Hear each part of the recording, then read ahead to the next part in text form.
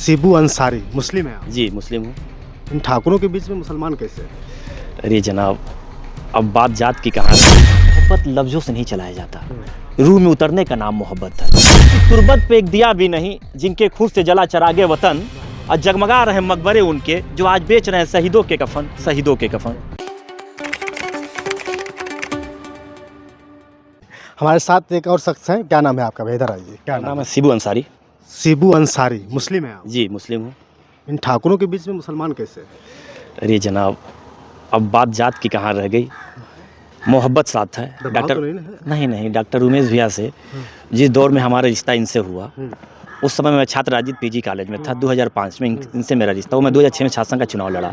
उस दौर से आज तक डॉक्टर उमेश भैया छोटे भाई की तरह हमको माने साथ लेके चले। तब कितने सालों बताइए, से? 2005 से अब 5 से 24 आ गया जनाब। अब आप अंदाज़ा लगा लीजिए कि 2005 से 19 साल हो गए। अब आप सोचिए कि जब उन्होंने, आपने बोला जात और पात पे बात, उससे कहीं भेदभाव होता तो 2005 से 24 तक रिश्ता चलता क्या? आपको लग रहा है कहीं जात की बात है? कहीं कुछ नहीं। सरकार तो कहती है कि मुसलमान और हिंदू अलग अलग बताती है। नहीं, सरकार जो कह रही है, ये कुछ लोग हैं जो गुमराह करते हैं। क्योंकि हमें लगता है कि सबसे बड़ी चीज़ इंसानियत है, और इंसानियत आपको देखने को मिली डॉक्टर उमेश जी के साथ हम लोग हैं। चर्चा चल रही है कि जितने भी मुस्लिम लोग हैं सभी लोग जो है कि उनके साथ हैं, क्या नाम है, अफजल अंसारी के साथ में हैं। कुछ लोग कह रहे हैं कि ओवैसी साहब के साथ में हैं, और आप कह रहे हैं कि मैं बसपा के साथ हूँ, मैं सागर सिंह के साथ हूँ। बिल्कुल, मैं कहने में कहीं गुरेज नहीं रखता। मैं डॉक्टर उमेश भैया के साथ हूँ। चाहे किसी पार्टी से रहे। किसी पार्टी से रहे होते मैं हूँ और रहूँगा। इसलिए रहूँगा कि डॉक्टर उमेश भैया सियासत के इस पड़ाव पे हैं कि आप जान जाइए कि इल्म से सरोबोर हैं, अदब से और तहजीब से लबरेज हैं। तो जिसके पास इल्म है, मोहब्बत है, अदब है, तहजीब है, तो हमें नहीं लगता कि अब कुछ लफ्ज़ भी बचा है जो उमेश भैया के बारे में कहने की ज़रूरत है। तो अब सबसे बड़ी खुशी है कि जब मेंबर ऑफ पार्लियामेंट में गाज़ीपुर की आवाम उमेश भैया को पहुंचाएगी, तो आप यकीन जाइए, आप खुद उस पल कहिएगा कि कहीं ना कहीं इंसानियत जिंदा है, और आपको उस वक्त देखने को मिलेगा। अभी से क्या बोलूं। और जो लोग कह रहे हैं कि मैं सपा के साथ हूँ, फलां के साथ हूँ, फलां के साथ हूँ, देखिए दौर बदल गया है। कुछ लोग बोलने लगे हैं, कुछ लोग बोलते नहीं हैं। तो सबसे बड़ी खूबी मैं बता दूं मोहब्बत की, कि बहुजन समाज पार्टी की एक बहुत अच्छी खूबी है कि खामोशी से काम करती है, जताती और दिखावा नहीं है।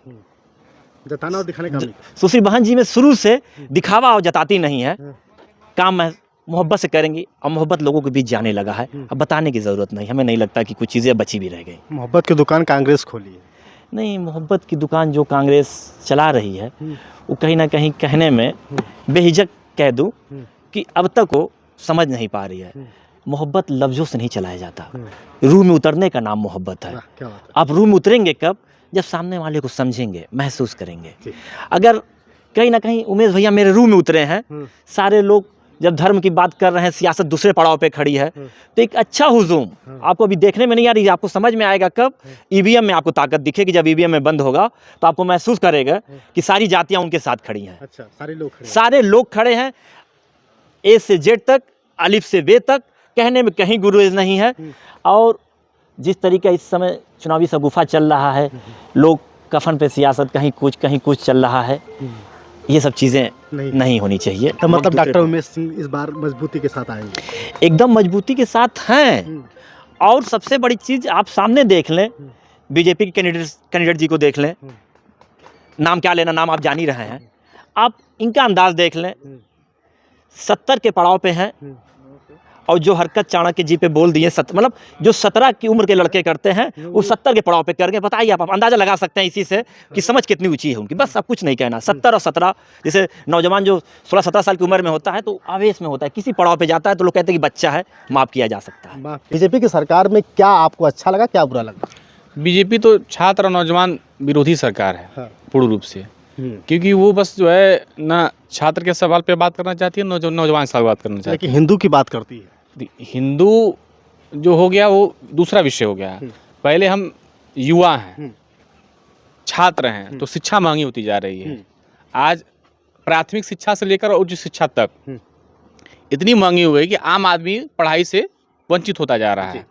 और पढ़ाई करने के बाद भी नौजवानों को रोजगार का कोई जो है सरकार द्वारा जो ऐसा कोई चाहे सरकारी नौकरी हो चाहे गैर सरकारी नौकरी हो, दोनों क्षेत्र में बहुत जो है सरकार की ऐसी कोई नीतियाँ नहीं दिखती हैं, स्पष्ट नीति ऐसी नहीं दिखती है जो रोजगार के संसाधन को उपलब्ध कराए। भैया हाँ, लेकिन तो उसका आप कोई, किसके साथ हैं? हम लोग तो डॉक्टर उमेश सिंह जी के साथ हैं, क्यों, क्या क्या उनमें दिखता है? क्योंकि डॉक्टर उमेश सिंह ने नौजवानों की लड़ाई लड़ी है और आज हम लोग बहुत ही मतलब खुशी है हम लोग को, और बहुत मायावती जी के प्रति बहुत हम लोग मतलब धन्यवाद ज्ञापित करते हैं कि उन्होंने ऐसे एक नौजवान को टिकट दिया है जो छात्रों और नौजवानों के सवाल को लेकर लगातार लड़ा है। और जब वो सांसद बन के गाजीपुर से जाएंगे तो सदन में नौजवानों के सवाल गूंजेंगे और छात्रों का जो सवाल है वो भी गूंजेगा। माफ कीजिएगा। तो आपको बता दूं कि जिस तरह से बहुजन समाज पार्टी के बहुजन समाज पार्टी के साथ जब से गाजीपुर में डॉक्टर उमेश सिंह को उतारा है, तब से सभी लोग एक साथ हैं। जी, है एक ना? साथ है, एक साथ मिलकर काम एक करें। साथ है, एक समाज के साथ है। अब आपको समझे में नहीं आएगी कि इंसानियत अगर आपको देखना है तो डॉक्टर उमेश सिंह के काफिले में देख लीजिएगा, आप महसूस कर लीजिएगा, अलग अलग करके आप नाम पूछ लीजिएगा, आपको महसूस हो जाएगा कि इसमें लफ्जी नहीं, भोजपुरी में कह दूं 3600 बिरादरी साथ में है।